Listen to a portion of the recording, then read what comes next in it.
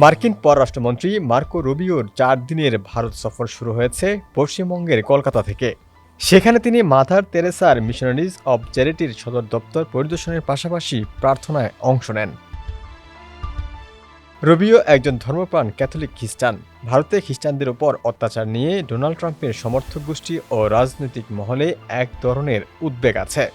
এমন প্রেক্ষাপটে মার্কিন পররাষ্ট্রমন্ত্রীর সফরের শুরুতেই কলকাতাকে বেছে নেওয়া ও মিশনারিজ অব চ্যারিটি পরিদর্শন বেশ ইঙ্গিতপূর্ণ ও প্রতীকী। বিভিন্ন মানবাধিকার সংগঠনের দাবি 2014 সালে নরেন্দ্র মোদী ক্ষমতায় বসার পর থেকেই ভারত জুড়ে গির্জা ভাঙচুরসহ সংখ্যালঘু খ্রিস্টানদের উপর হামলার ঘটনা বেড়েছে। তবে ভারত সরকার এই দাবিগুলোকে অতিরঞ্জিত ও রাজনৈতিক উদ্দেশ্য প্রণোদিত বলে প্রত্যাখ্যান করে আসছে।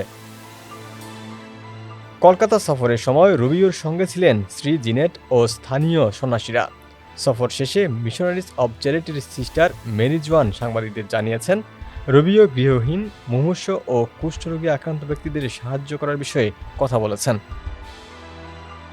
কলকাতা সফর শেষে রুবিও একই দিনে নয়াদিল্লিতে যান। সেখানে তিনি প্রধানমন্ত্রী নরেন্দ্র মোদীর সঙ্গে বৈঠক করেন।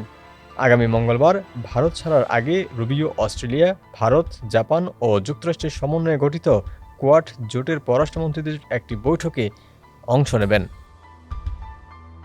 নেক্সট রিপোর্ট, সমকাল।